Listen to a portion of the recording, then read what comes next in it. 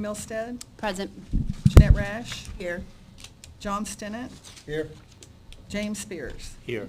Wow, we have 100% attendance. That's awesome. That's rare. Welcome board back. It's been a while since we've met. Let's go right to, first of all, I want to say congratulations to our new executive director. Thank you very much. I appreciate it. We're so excited for you and wish Bill the best. I know he's Absolutely. not listening to this meeting. He's off doing something fun. But You better not be listening, Bill. we're really glad to have you, Brian, in that Thank you so position. much. I appreciate it. Congratulations. Thank you. Has everybody had a chance to look at the minutes? Do we have any corrections, questions? I make a motion to approve. A second motion.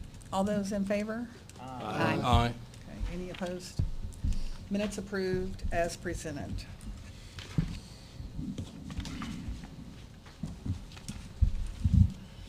Okay, do we have any public comment? We can take it later if you fill out a form and want to turn it in. Right now, it looks like we don't have any, so. We'll go to staff reports. Madam Chair, Brian Francis, the Executive Director of TDLR. Thank you guys for your service as always. We appreciate it, and having a full house is a great thing. I'm not sure why the room's so heavy on one side. You know, we have other chairs here, but no, it's great having everyone here. We appreciate you guys coming out. It means a lot. I just want to touch on a few things, and then I'll have Mary address some elements, and then George Ferry address some things. I'm going to have Tamala hand out some items. As you know, we've published our strategic plan. We have copies of the plan in front of you. And there are a couple of items in there that we've included that would impact the vehicle storage facilities program as well as the towing program. And I wanted to share those with you. Remember that this strategic planning cycle created a new schedule, and that schedule was the removal of redundancies and impediments. And we took that very, very seriously. We tried to go through all the different statutes we have. We identified over 70 plus of these items, but we tried to identify things that would get TDLR and get government out of the way, things that would not diminish safety, but just remove the paperwork. And so if you look on vehicle storage facilities, there's a couple I'll just highlight. The risk-based inspection requirement, you may recall that that's something we had requested to be put in there. We don't use it. The current periodic inspection cycle as well as the enforcement that's attached to it is more than sufficient, so we wanted to get that clutter out of the statute. Repealing the dual license for a towing and VSF operator. What we want to do is simply say that if you are a tow operator, then that allows you to work in the VSF, and then the VSF employee license would only be for that individual. So now you don't have to have the dual. Obviously, it's going to be a lower cost for folks if we're successful in getting that done. Removal of the specific size requirements and fonts and signs and allowing tolerances. It happens in human life and it happens out there in the real world that if there is a sign that's hanging out there for 5, 6, 10 years, there is shrinkage that takes place. And those sizes go down from 2.5 inches down to 2 inches, and that's something that we need to be mindful of. We think that if we can work, move this to a rule format, that we'll have the ability to have tolerances. And I think that's going to give us a little bit more common sense. I recently, or actually in the last 6 months, I had the opportunity to experience the services of vehicle storage facility, and I saw all the signs, and the vehicle storage facility was immaculate. The service was fantastic. They didn't know who I was, and they were great. Just watching them deal with all the different folks that were in front of me. But I've learned in writing that if you have more than 10 sentences that are bold, then people don't read it. It loses its attention. And I saw that wall of signs, and I think the only nerd that was reading it, wearing a nerd shirt that morning, in fact, was me. Because it became just background. It didn't become informative, it became background. And so that's something we just have to be mindful of. Are we really giving notice to consumers, or are we just having them not notice things? And so that's something we'll be talking about some more. When you look at the towing elements, a couple that I want to just kind of bring to your attention. One is just the contract piece between the the parking facility and the towing company. That's something that we really are not involved in virtually all of our other programs, getting into that contract side of it, unless it's a program that has a service contract provider. So that's something we think we could look at. The other one is something we've talked about before, is deregulating booting and moving that to the authority of the municipalities. We love Chris Confer. He's an amazing guy, and his beard is stellar. It's stellar. Working on it a while. He's been working on it for a while. He's going to catch the rest of it up in a little bit. But we think that that's a program that is better suited at the local level, and having the municipalities handle that, I think, is appropriate. And again, it would be removing the risk-based inspections. You've heard us talk before. We're going to try to walk the walk, which is there should be less of this. And these are the elements that we think are consistent with what we've seen in the legislature and what the governor's office wants, which is less government. And so we're going to try to be smaller and smarter government in these areas. And I'm available to answer any questions you may have. Any questions, board? Well, I just want to say I appreciate it, Brian, because, signs are always at the top of the violations, always. Because one of the things we do is we change the signs all the time. And by the time you get the industry up and going, we'll change them again. So Absolutely. that is it. And I was fortunate to have been on the committee that came up with the first regulation of private property towing years ago, Lieutenant Governor Bob Bullock. And you're right about this. I'm giving my age away for sure. Anyway, the reason that the signs for private property are what they are, small, as little information as possible, is exactly what you said. It gets the You'll lose attention. the public if they have to read a lot. You just do. So make it bold, and there it is. So Thank I you very appreciate much. you. I'll turn over to Mary Winston to talk a little bit about our strategic goals, and then George Ferry to talk about the legislative appropriations request. Good morning. I will try not to cough all over myself anymore. I believe you have in front of you the strategic plan. You also have in front of you our vision card. It's a little smaller than a notebook page, but bigger than an index card. And when you get the time to read the strategic plan, definitely take a look at it. The first several pages, it's a little bit of a read. It's smaller than it's been in previous years, but it's still a bit of a read. But if you don't get the time, what you really must do, and I hope you just do what we're all doing here, putting this up at our desks, the vision card. It talks about our core values: accountability, customer service, innovation, integrity, open and free communication, respect, and teamwork. And so as we move forward towards this legislative session, everything you see that we're putting forward really takes into account those values. Our goals, we've just talked about impediments and redundancies and how we want to kind of get out of your business practice and just deal with the regulatory licensing part and let you guys work. Number one, improve efficiencies and lower fees, eliminating bottlenecks throughout TDLR that would hinder you. Educate and empower consumers by providing them with the tools to make informed choices about your industry. We just heard our executive director talk about the signs that actually became wallpaper to him instead of signs. Focus our limited enforcement resources on complaints that involve consumer harm or a threat to public safety. What are we doing here? And do these things really threaten public safety? How can we enhance it? Decrease regulatory burdens on business. Again, removing redundancies, impediments. And lastly, effectively consolidate and improve management and services to the 14 programs that were recently transferred to us. I had a meeting earlier this morning, and we talked about some changes we've gone through to still serve you guys well as the new programs. So I've kind of gone over the vision card on the back. You'll find yourselves as well as the new health professions. And this is what we look like for the next biennium. Well, no, this year. Not even the next biennium. We're steadily moving forward, but we've got your back. So if you have any questions about this, we can discuss it. Definitely read the strategic plan when you get a chance. But if you just take time with this card, you'll kind of know who your regulatory body is and what we're doing for you. I like what I see, especially number 3 and 4. Focus limited enforcement resources on complaints that involve consumer harm or a threat to public safety. That's Yes, huge. Yes. That is huge. And I'm hoping, is somebody going to talk a little bit more about that today, or? Probably not today. Christina Kaiser's group is the one that developed that, and Uh-huh. her vision is for the enforcement division to act more like a district attorney's office. And as those That's awesome. cases come in, really focus the resources on those that have high impact, and not be so worried or concerned about those that are the low-hanging fruit. That's huge. Administrative. Yeah. That's huge.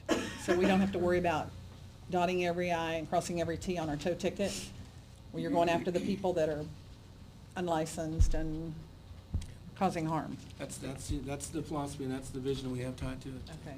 It's pretty awesome. Let's put that on our next agenda. Maybe we can Sure. get some more information on that. I like that.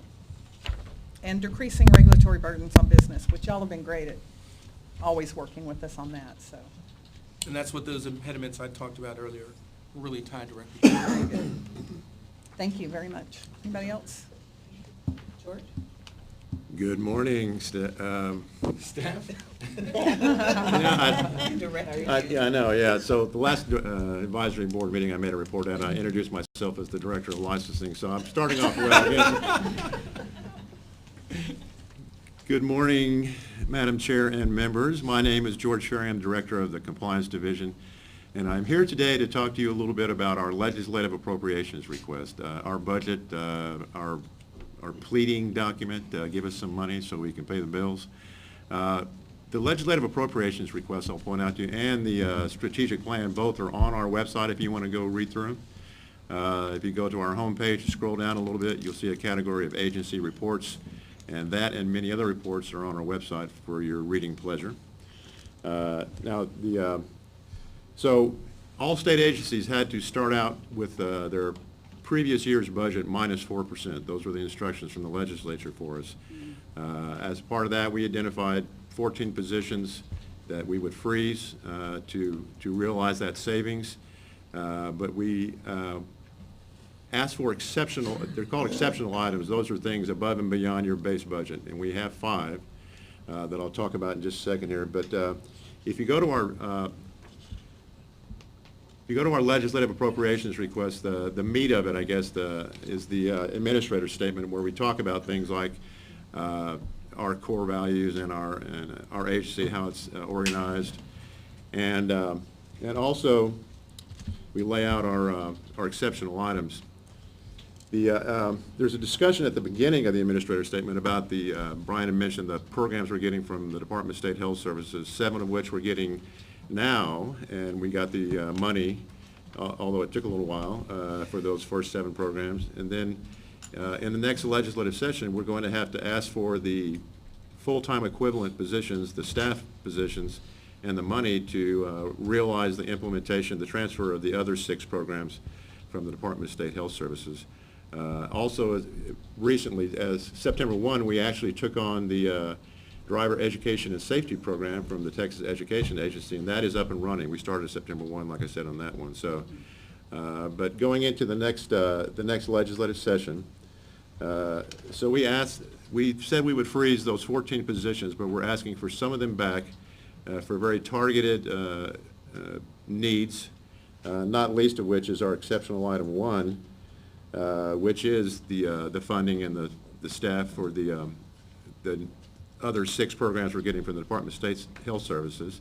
We're asking for 25 more people to be spread through the agency to help us administer those programs. You can go through it if you want and read the other 5. We're looking for help with information technology security and actually physical security for the building. We're also asking for additional staff. Trying to update. One moment, please. So our exceptional item 2 is enhance enforcement strength.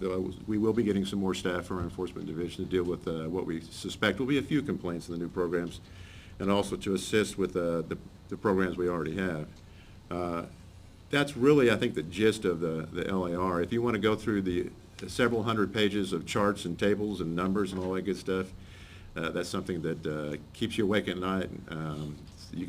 feel free to do that. Like I said, both reports are on our website under agency reports, and I do recommend that you look at the administrator's statement at least on the legislative appropriations request, and as Mary said, go to the strategic plan, particularly look at page 1 of that document to see the core values and the mission and vision of TDLR. So I believe that's all I have on the legislative appropriations request, unless there's any questions.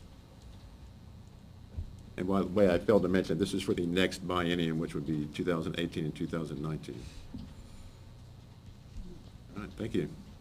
Thank you, George. Madam Chair, we set copies of the, that quick little reference document that showed the vehicle storage facility and the towing impediments, so it's on the table if members from the audience want to get a copy of what I was talking about earlier. Thank you for making that available to everybody. Okay, is that it for executive office? concludes exec. Thank you.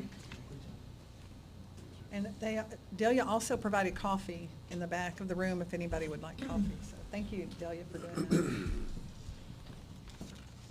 Compliance? Todd and Tasha?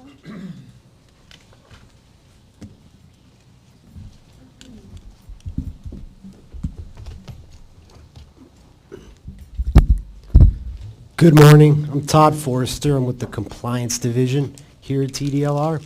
We have been working hard to provide education. I'm going to go over our outreach efforts first. Compliance staff conducted a vehicle storage facility workshop on the Woodlands on February 8th. The workshop covered and provided the compliance manual to approximately 40 VSF employees and owners and answered any questions on the VSF processes that they may have. These trainings so far have been very successful. We've had a good turnout, and I think that speaks volumes of the industry with how much the information is wanted. These people want this information, and they finally have a way to access it, which has been very good. Compliance staff conducted another VSF workshop in Lubbock on June 22nd. We provided the compliance manual there as well to approximately 30 VSF owners and employees and answered any and all questions they had. We attended the tow show in Arlington, August 5th and 6th. We spoke to many people in the industry throughout the weekend, answered any questions they had. We provided contact information for us so they could contact us if they had further questions. We also, along with Michael Kelly on August 7th, attended the Southwest Tow Operators Association meeting. We presented updates. Michael presented the legislative updates. I presented updates for the compliance division. Just general information and answered any questions they had. That was a very productive session. We had probably 40, 50 people there, if not more. And we there for a couple hours answering any questions they had. Yeah, and I want to thank y'all for that, because I know you got beat up pretty bad. Oh, it's okay. I'm tough. Yeah. There was a very high number of complaints on enforcement actions. That's why I'm so glad to see this initiative, because, you know, they're trying to run small businesses, and they're worried about, you know, tiny little violations that don't harm anybody. So I know y'all got the brunt of it, you and Tasha and Michael and... But I do feel that it was productive overall. Through those meetings that we have with the industry, when the industry gives us the feedback, we were able to work with the enforcement and field operations division very successfully in making some changes and helping them understand, you know, the new direction we're trying to go, as Brian had mentioned earlier. So it really was a productive thing. And, you know, we always welcome constructive criticism, at least, you know, in our division. If any questions anybody has, any concerns they have, feel free to let us know. And hopefully we can do something about it, and we're more than willing to try. Yeah, well, y'all are doing a great job on these VSF workshops and being there in the booth at the tow show just to meet people and talk and at the conference. I really appreciate TDLR's support on all of that. That helps the industry so much. Compliance staff also conducted a vehicle storage facility workshop in Bryan on August 18th. We provided the compliance manual to approximately 30 more VSF owners and employees and answered any questions they have. Compliance staff is also working to review the towing and VSF rules. The review takes into account the feedback we get from the industry in the training classes and through calls, emails, and even the tow show, as well as internal and external strategic planning sessions that TDLR has done throughout the state. And again, any suggestions that anyone has on ways to make the rules better rules, easier to understand, don't hesitate to let us know. We'll definitely take it into account, just make sure it's specific, and we can definitely look at it and see if we can get a process going. Madam Chair, I got a question. Yes, Hector?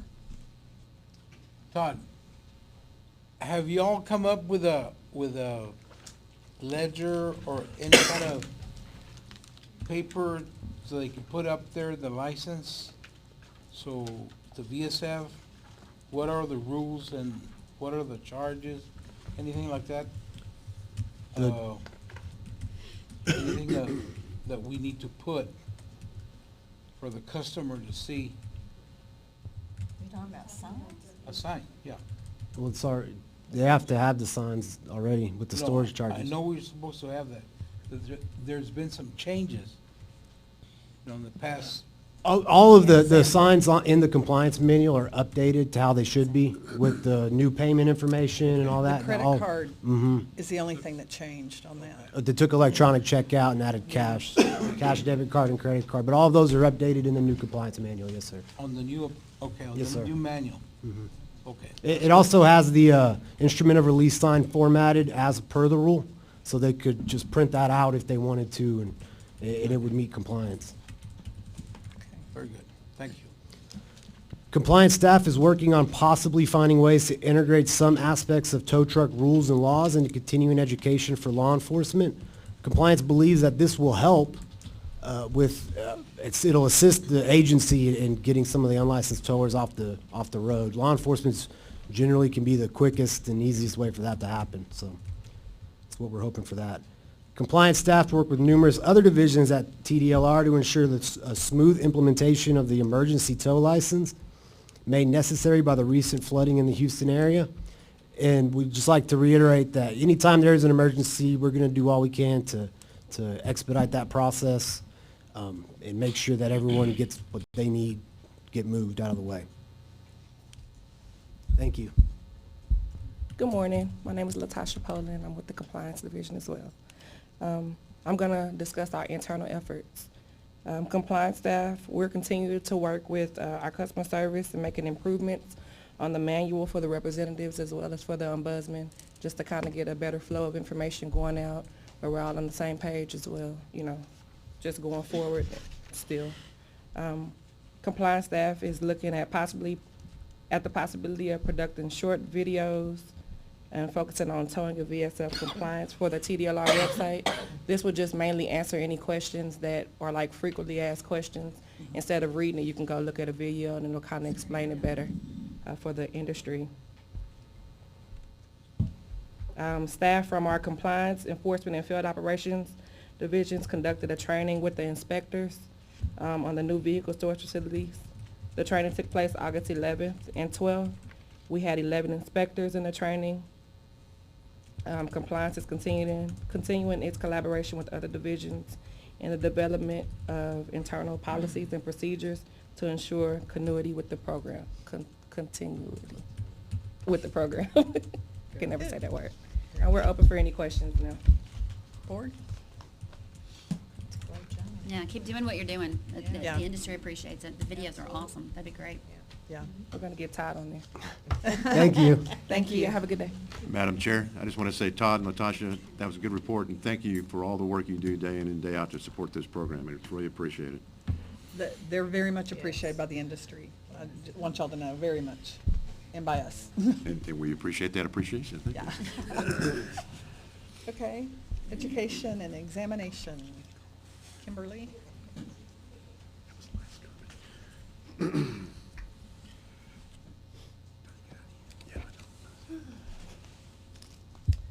morning, members, Madam Chair.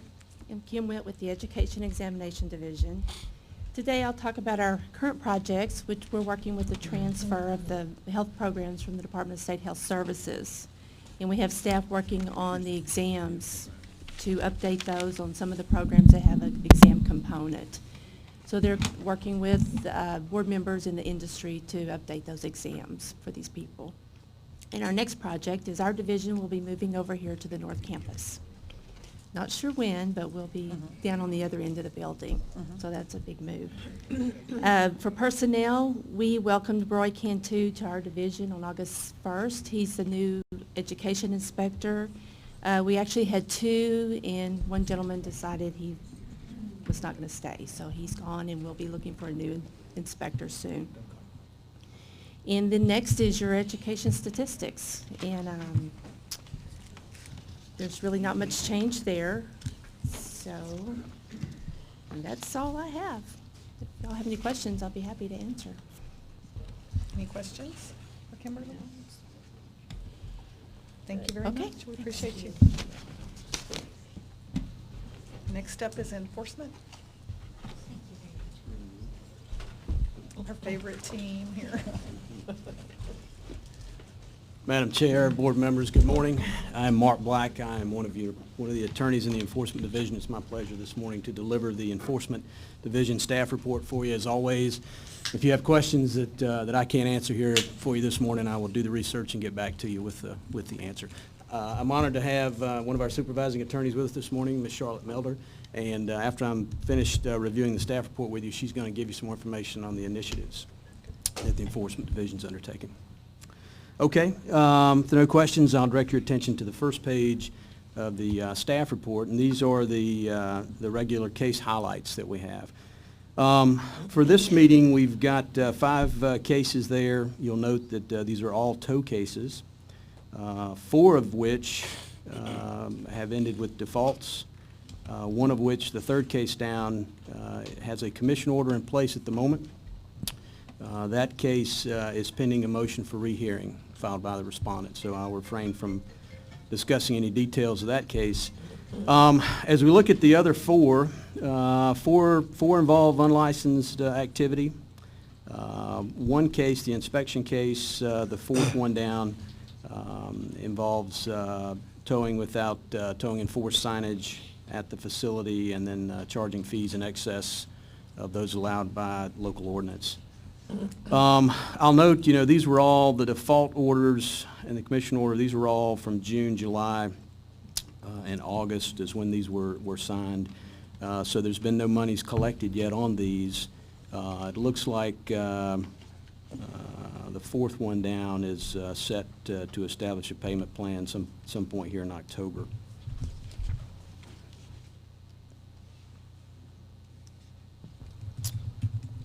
Any questions regarding the cases themselves? Anybody? Okay. All right. Next page is key statistics. The statistics that you see here are for FY16 total, so September 15th through August 16th. We're still, looks like on the tow side, about 147 per month that are being opened, about 62 per month on the VSF side. The good news is there's a positive trend there. For the last 2 years, on the VSF side, we've managed to close more cases than were opened. Again, that's part of the initiative to review the cases and move through those. On the tow side, this year we actually closed more than we opened as well, by 353 cases. Those are resolved. Take a look down at the agreed order numbers that we have for this year. The commission runs about 19% of the cases resolved with agreed orders. We're a little above that on the VSF side, and then about half that number on the tow side.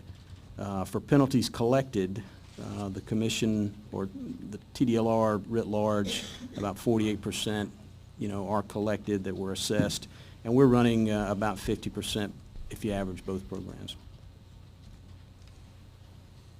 The average penalties that you see there listed below compares 15 to 16.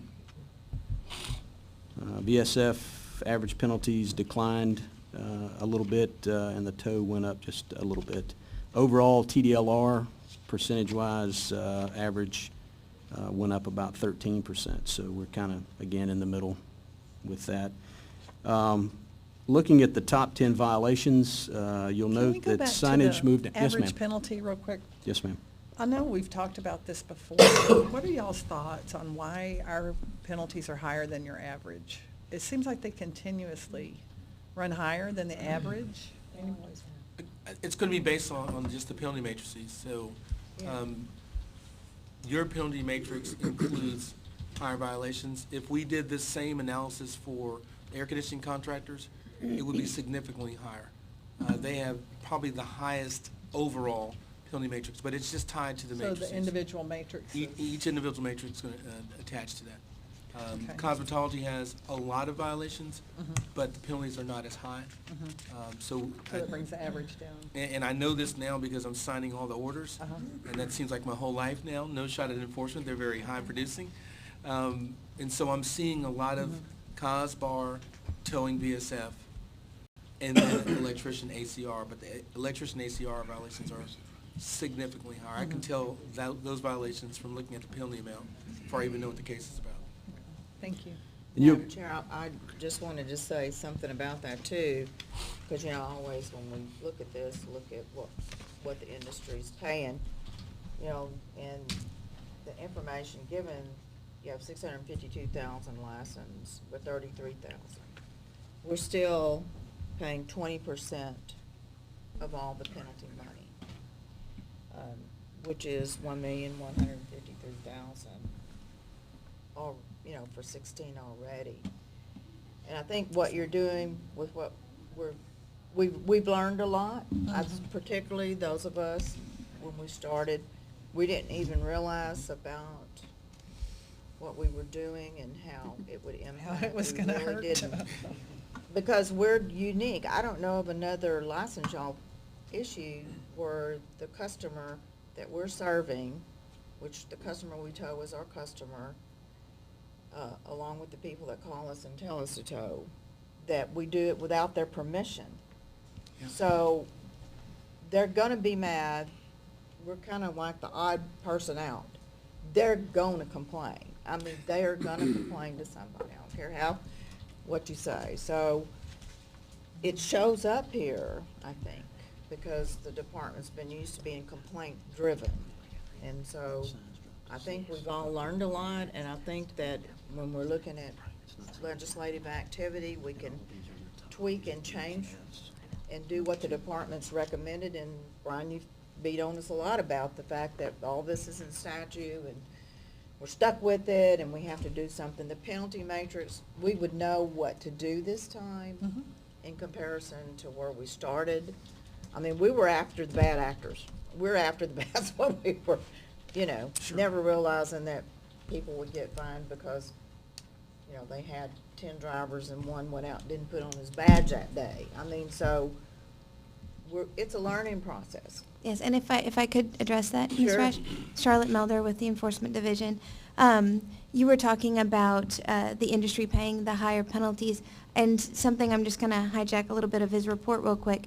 You said earlier also that sign violations were the top violations, and up until now that has been true. If you look on a report, not one of them is signage. There's one on there that says towing without proper signs, but that is a private property tow, and they didn't have the signs available. Signs is no longer one of the top 10 violations that we assess a penalty for. The violations that are at the top, 2 of the 4 are unlicensed. So Yes. if you're talking about the industry paying these higher penalties, it's people in the industry, but it's not licensees who are having to pay a major portion of this. And of the top 4 violations, they're the higher violations, the Gs, The and bigger the penalties. bigger penalties. So that answers part of your Very question good. as well. Yes. So we Yes. are focusing very much on the heavy hitter violations, and those are the ones that are actually top of what are being assessed. Very good. And that kind of segues into the trends and statistics portion of the report that I wanted to address. And I wanted to thank Todd and Latasha for going to that meeting where we got a lot of feedback about inspections. We got a lot of feedback about feeling like they were being nitpicked. So we literally, the Field Ops Division, the Compliance Division, and Enforcement, we created a cross-divisional team. We sat down, we figured out what needed to happen. We changed what we considered direct to enforcement. So if you see a violation on your report, that does not mean it went to the Enforcement Division for a violation. That all went into effect yesterday. We got everything entered in. We worked with our IT division to set it up in our system. We created the spreadsheets. We redid their checklists. We did all of this from that meeting till now to have it in That's effect less before than today. 60 days. We worked our, Kudos. we worked. Thank you. Kudos. That's less than Great. 60 days. That's awesome. Well, So, Y'all did a great job I in getting truly that done so appreciate it, fast. because I appreciate the fact that it has been a learning experience for us all. And so I think now we can really get down to what we need to do to first protect the public. That's what the rules are and regulations are all about. So- Absolutely. And that was just step one. If anything else comes up, of course, we'll readdress, and work on it. Very good. But we still have goal 3 that Brian had mentioned, that the Enforcement Division is working on. And, that's fine. If the penalties are higher than average because you're going after the worst violations, that's as it should be. Yes. And unlicensed, yeah. But it's good to know why. And I appreciate that they separated the unlicensed, because, we'd Mhm. asked for that, and it's very obvious, so that's a very, very good thing. And we're moving in the right direction. That's the main thing I want the industry to understand. We're moving in the right direction. And Charlotte, that's fantastic. With goal 3 in mind, that's going to give us an opportunity to take another look at the penalty matrix, because we're going to factor that into it where it's financial right now. Because if we are saying some of those violations shouldn't be focused on, then we can start lowering some of the penalties associated with some of those paper violations. This is a conversation that Christine and I have had before, so there will be an opportunity to take another look at those so that the penalty matrix reflects what we're talking about as well in goal 3. Yeah, I've got that for the next agenda, penalty matrix. So, All right. very good. Very Did, much. did y'all have any questions? On the VSF disciplinary action violations, we've got no reasonable efforts to store as number 3 with 49 cases, and then fail to secure vehicle to prevent theft with 27. I didn't go back and look, but have these been on there before, or are these new? The no reasonable efforts to store was actually number 2 last year. Okay. And this is tarping and those sorts of things. And then failing to prevent the vehicle theft as you go up and the door's unlocked and those sorts of things. And I didn't see where that one was last year, but reasonable efforts to store went from number 2 to number 3. Sign violations dropped 4 spots, so it's coming down. Failed to timely send notice went up by a couple. And again, looking at the drug policies, went up by 7. So again, looking at safety Yeah. and looking at licensure. So, Yeah. And some of those are going to drop off completely after this newest revision. right, yes, ma'am. Okay. Mhm. Anybody else have any questions? Okay. Thank you. Thank you very much. Yes, ma'am. Mark Thank and you. Charlotte. Next up is field operations.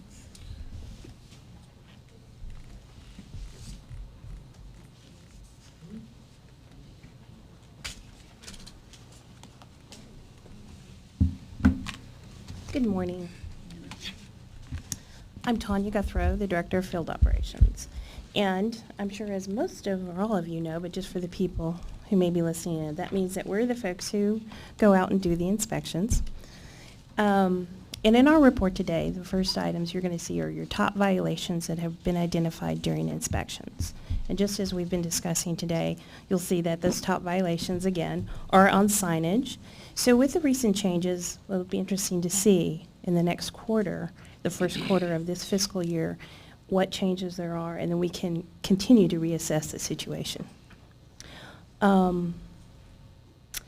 One of the big projects going on for us is that we have purchased an electronic inspection program. So in the next 6 months, we are working on implementing that. We'll see, how long it takes to actually get it done, but we have it in hand. And Is this the one um, you've been working on, or is well, this something new? Well, no, we've been trying to actually purchase it. And so we've actually been able to go through the purchasing process, so now the implementation can start. And of course, with all of those kinds of changes in technology, I'm sure we're going to have some things to tweak and to work on, but we're excited with the prospect. We're hoping it's going to help increase some of the efficiencies. And one of the things you're going to see in the report, we've got upcoming tow roundups. We've been trying to focus on the tow roundups because it saves us trying to go and find tow companies and tow owners while they're at home. So many of those licensees are folks who own a truck and they work out of their house, and so it's hard to find them. And the folks that we contact are excited. They Tanya, come that to the is events. find them with the D, not find them, right? Yes, sir. Anyways, okay. Just want to make Please. sure people know. We're Thank not you. going to their homes to find them. No, to find them and to just locate make a connection with them so we can do the inspection. I want to encourage you, if you have an opportunity to have your inspection done at a tow roundup, you need to do that, because when else can you prepare in advance Yes. for an inspection? Get everything Right, lined up, right. in a row, in order, and go for your inspection. That's Get correct. it over And with, get that box checked off. We do send out notices through the email notification system, and in those notices, it does list the things that you'll need to bring. Tells you exactly what Yeah, to do. Get so- it done. Go, it helps us, it helps TDLR to get that done. Sure. And I got to say, we do have good participation. People seem to really want to participate in the tow roundups. And we've also got some division personnel updates. We have a new manager in the North Region, Joe Carrasco. We've hired and replaced our previous field operations facilitator, Adriana Gonzalez. She moved over from our licensing division to work with us. And we have hired 2 new inspectors now, Michael Bedore and Pam Folsom, brand new as of earlier this month. And for the first time probably, we are fully staffed. I'm so proud of us. So knock on wood, that continues. And the next item that you're going to see are just a list of the tow roundups. We're just keeping track of them, when they happen, the results of the roundups. And you notice that sometimes we have to cancel due to weather or different things, but we'll continue with that list for you guys. And finally, we can see our inspection numbers. That's our last item. Do you have any questions? Any questions for Tanya? Thank you very much. Thank you. Next up is licensing.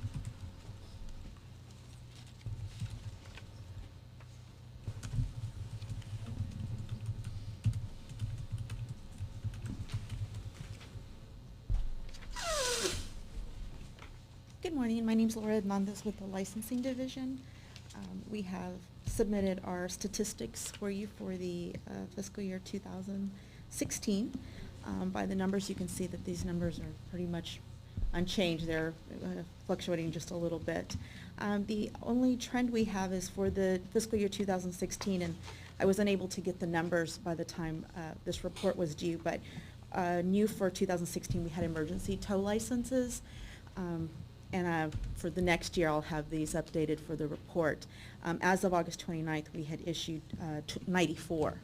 And the emergency tow license application went down on 9/1. So that's why I wasn't able to get the numbers quickly enough for this report. But those will be included if we have that option or to help with disaster relief for the next year. That's all I have. I don't know if anybody has any questions. How did the emergency event work out with the issuing the licenses? Were we able to get them out quickly? And Yes. Is there feedback on how that went? And It was implemented really quickly. We met like April 17th or 19th, and then we were able to get it up on the website a few days later. A customer could go online, and there was an option that had emergency declaration only, or disaster relief only. The customer would go online, If there wasn't any criminal history information checked yes or no, then the customer was able to print a temporary license right away from the system to go Okay. ahead and start assisting with the Okay. disaster Because this recovery. was our first implementation of that, right? Right. First use of that? It was our first implementation, and what Laura's talking about is the operator license. As far as the company license goes, Laura's Group is very efficient in what they do. We didn't think, it was 24 to 48 hours turnaround on a company. They could get everything on there. So we couldn't think that we could improve that process. So it was really just setting up a company and getting that license to the operator so that he can So operate. the company license is It was the already delay. set up. No, That's- well, I mean, that's because of the 24 to background check. 48 hours. Correct. to do that. Because of the so. background check. But yeah, we had all kinds of meetings and it went fairly smoothly, but if nothing else, it gave us an opportunity to look at what could be done better for next time. So I think Yeah. every time something like this happens, we're gonna get it down to a science, Uh-huh. Even better. Yeah. Okay. Question, Madam Chair. On the disaster relief temporary emergency license, what kind of, and I apologize for being behind the curve probably on asking this question, but what kind of signage requirements then apply to the vehicles for recognition that this truck is operating on an emergency license in a disaster area? It had the same signage requirements, but they could use a sign to put on there if they didn't Like have a anything on magnetic there. Yes, sir. temporary? Yes, sir. Thank you. The feedback I got was that was one of the biggest delays, was getting the signage on the trucks from the towers. You know, and I don't know how we could fix that. You kind of need to know who that is. Right, and the license number in case they do want to, file Yeah. a complaint, like at least how to obtain Yeah. that information. So I don't, That was one of our big setbacks too, was trying to figure that whole thing out. yeah. Okay. Okay, anybody else? I had a question on the trainee, because there was a real outcry to do a trainee license, that it was a need for that. But yet, I mean, the population is very small. It's disturbing that we don't have but 27 new tow operators in Texas. And Well, the trainee license is 2016. only for 90 days, is that right? Yes, So, right, I you have understand that. 27 right now, but you may have had 100 over the past year. You know what I'm saying? They're rolling off all the time. Okay. Because right. They So, expire. Like, right now, there's only 11 active, as of the date of Correct, this I- report. but- So they- But Oh, it's under new- 27 the total for the year? Right. Yes. Okay. Right, Yeah, right. I think we could probably do without that. It's not used much at all, Right. It's like we mostly thought it just- would. The concern does come though, how are you gonna train these guys on the truck, on how to use the Well, that's equipment? the thing. And like I said, it's disturbing if we only have 27 new tow operators in a year. That doesn't sound right to me, so. They're not using it. Yeah, clearly, because you see the difference in the numbers on the new up above on that same graph. They're just I going don't straight know, to. that's probably needs to be a discussion of some sort. It's something, we talked about it during our strategic planning process, and very similar to the idea that we had for the risk-based inspections, where it seemed like a good idea at the time. The uses, it's not there. I think it was an alternative way that people could kind of get a feel for the industry, and I'm gonna ride shotgun and, won't have a violation because they're sitting in there. But obviously, it's not the path and entry to this business. And I think it may be one of those licenses that we can kind of do away with, that it's not having the value that we thought. There may be another way to do what we need to do. We should Right, look at, while we're we'll looking at look at rules it, and yeah. statute and everything. Put it on the list, we can look at that. Yeah. I would assume most companies just get them licensed and then train them on the job, which. Obviously, because Sure. it's in the Right. numbers right there. Yeah. You can see it. Right. So there's really no sense in doing it. Why pay having this- twice? One that's only good for Right. 90 days unless And I it was think a. that's the point. Yeah. Why would you want to spend that money? I think the whole premise was to save the money on the certification. Yes, But if we yes. maybe delayed the certification or something, Was within the first year anyway. not the 8-hour training, but the certification testing. Oh, okay. Right. There may be another right. way to skin the Yes, cat on this to okay. help, the new Yes, people. But we you're can, right. Okay. We'll have to look at it. Okay. Add that to our list. Any other questions? Good. Anything Good else? Thank you. Thank you. It's a great report. Good job. Okay, we're to item F.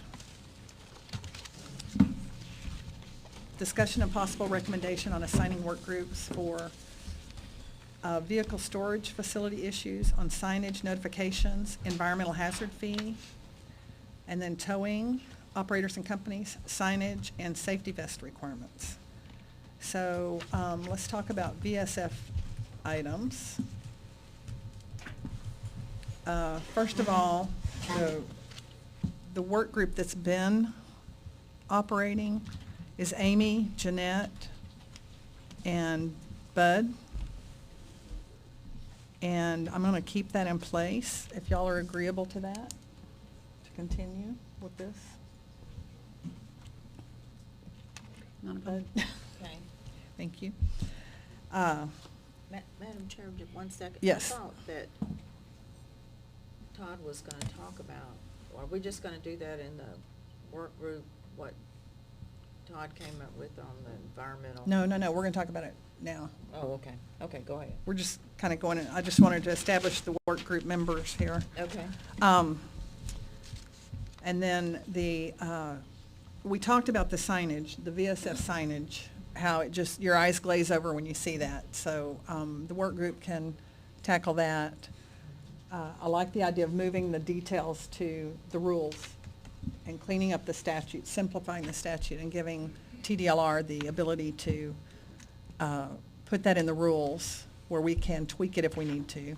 Although we don't like to tweak it because it causes problems and violations. But if we get those off of direct to enforcement, then it won't be, I mean, it's all a big circle. If we can get these minor sign violations Right. to be a warning, a written warning, then that will help everybody. So it's kind of a three-step process here. Right. So I hope everybody's following my thoughts. Right. Mr. Chairman, if I may, for clarification. Yes, Charles?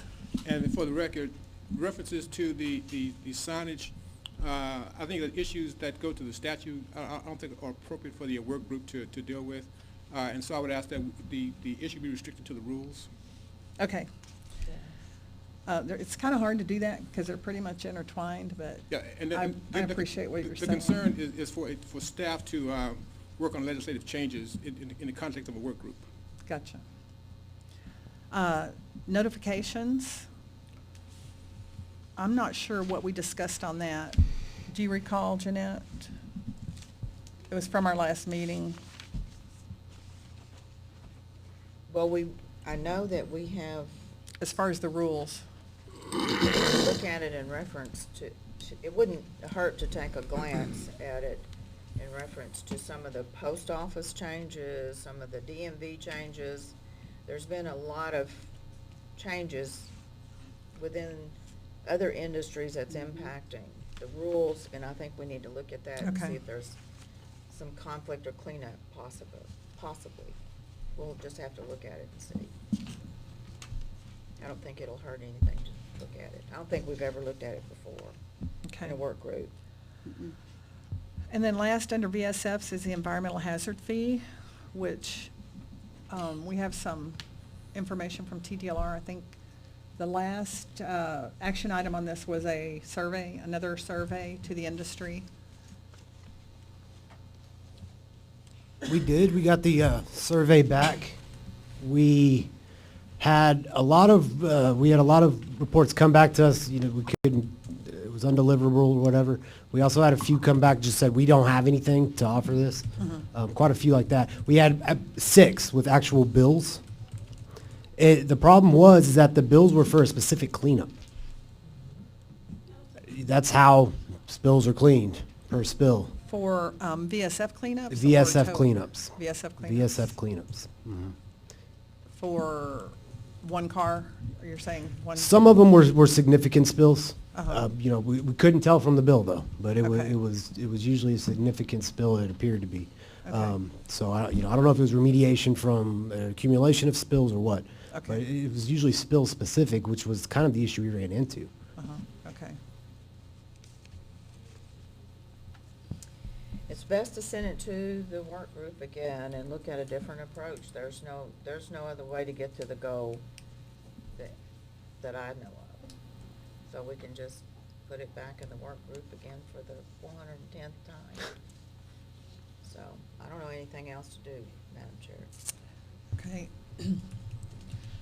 James, do you have any thoughts on that or any input on the environmental fees? I know the insurance industry's been really interested in that. No, I would just like to find out more about what the exact problem is. If we can define the exact problem, Okay. then we can probably better attack the solution. Okay. It may even require other vendors that can make special Mhm. things. You never know, but once you define that exact problem, we get a much better shot at providing the answer. And I don't know if you're aware of the history of kind of the environmental hazard fee, but it was passed in legislation or authorized by legislation, how long? 07. In 2007. So here we are 9 years later trying to establish a fee.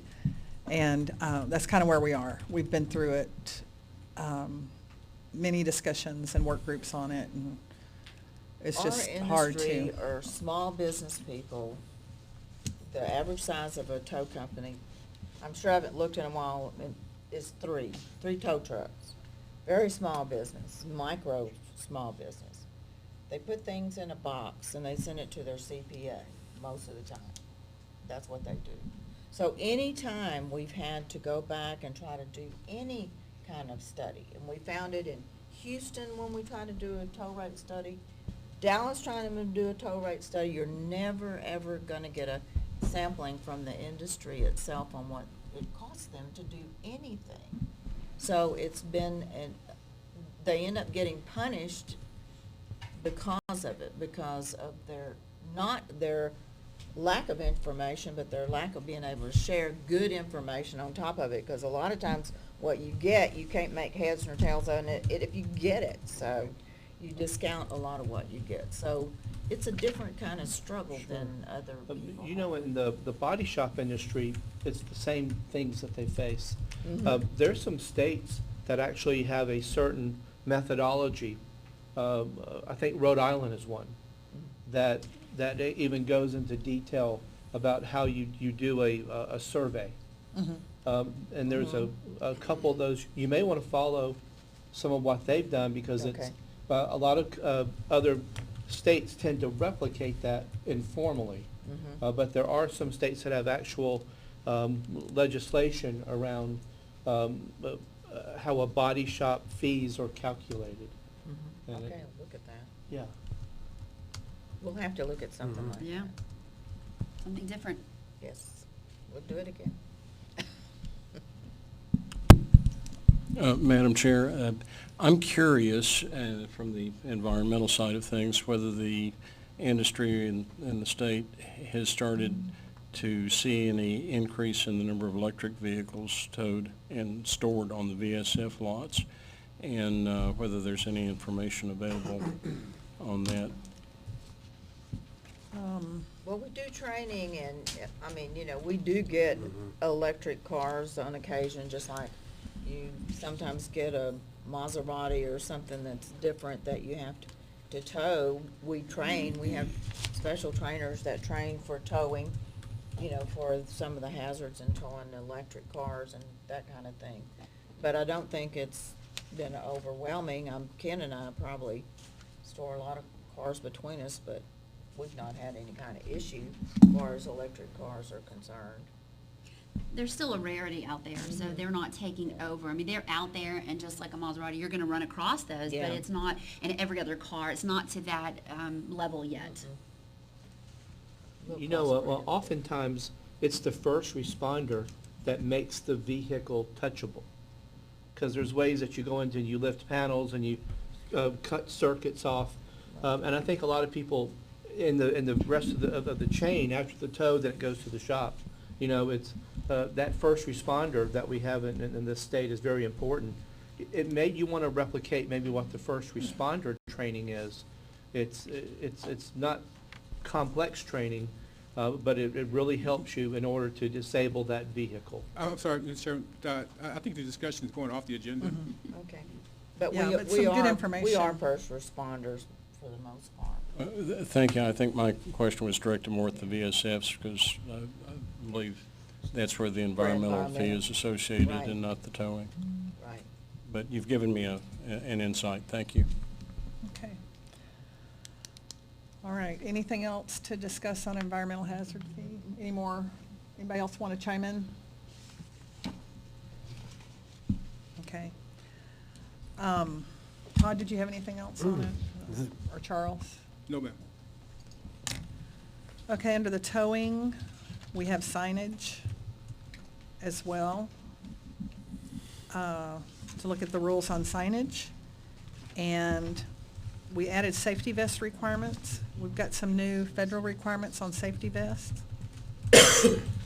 And I think Jeanette was going to talk a little bit about that. Yes. Who's in that work group? Jeanette, you, Amy? I wanted to Jean. talk. Want to? Okay. It's everybody, we're doing everything in one work group. Okay. I wanted to bring the industry up to date today because this has already happened. Actually, what happened, it takes a while for those companies that produce safety vests to get up to speed. There's the organization, American National Standard for High Visibility Safety Apparel, the acronym is ANSI, has adopted a new rule for safety vest. And it's a little bit more precise in that they did look very closely at labeling. For the industry, I want them to understand if the vest your employees are wearing doesn't have that label inside of the type it is, you're not in compliance. So you need to really make sure and look at the label inside of the vest. For right now, my understanding is, and I've talked to Ron Moore, who is like #1 in safety, I think, for any trainer or anybody that has a knowledge of safety equipment, all because he's, fire is who he's with. We should have type R, because now they're types. Type R, Class C. Type R, Class C would be the vest that would be required for tow operators. You're grandfathered in if you already have vests, you've purchased vests, those vests are grandfathered in. If you purchase vests again. Ms. Rash? Yes, sir. I'm sorry. The agenda item is to Safety decide requirement. work groups, and I think the discussion about what the requirements require kind of goes beyond the issue that the work group will actually, I guess, dive into. Well, that's not what I had understood. I had asked to be put on the agenda because the problem, Charles, is this rule's already in place. Understood. We still lose one tow operator every 6 days in the country, and this is a major safety issue. Yes, ma'am. So, Okay, so everybody's been alerted okay. that it's changed, and we'll look at the rules in the work group and see what Okay. else we can do to. This is what we're going to Publicize it. discuss in the work group, Charles. Yes, ma'am. This is Mary. Do we know who's in this work group? We've already It's all assigned- one work group. It's all one work group. Yeah, we're gonna so- put it all together. Okay, so these two issues are in the work group. The VSF And the tow. items and the tow items. Okay, thank you. And, Mr. Chairman, you indicated there were 3 members in this work group, and I would suggest that given the size of the board, that you may want to include Mr. Spears as well, because he has the experience, I guess, with the environmental hazard fee. Okay. So you may want to have him in that work group. James, would you be willing to work on that issue? Okay.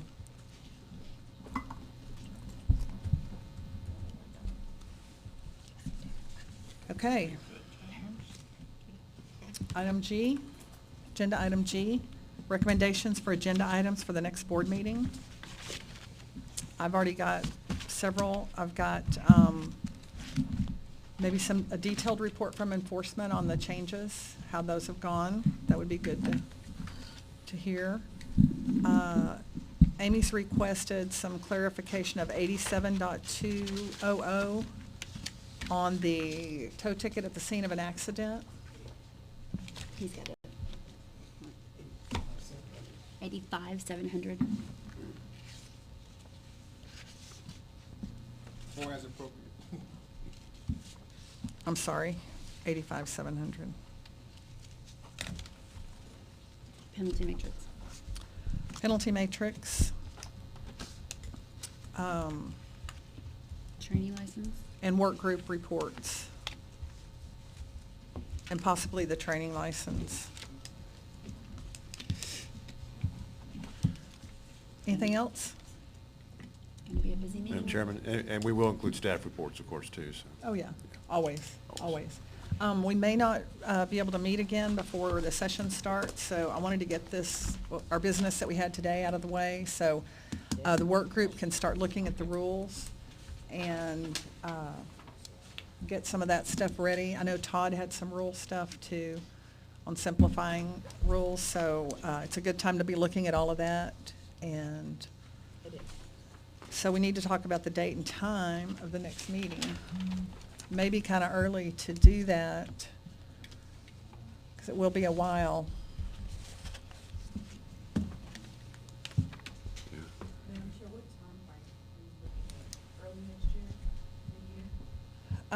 We're going to be in the middle of session, which I'm not supposed to talk about.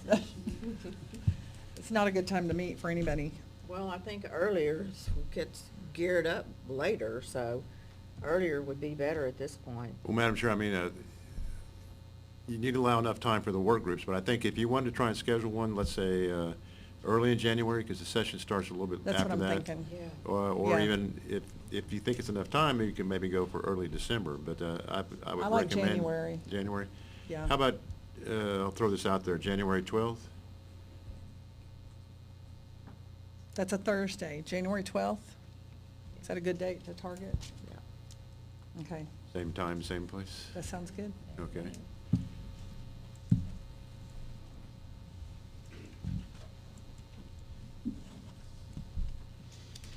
Okay. Do I have a motion to adjourn? I'll make that motion. Second? I'll second. All those in favor? Aye. Thank you, everyone. Meeting adjourned.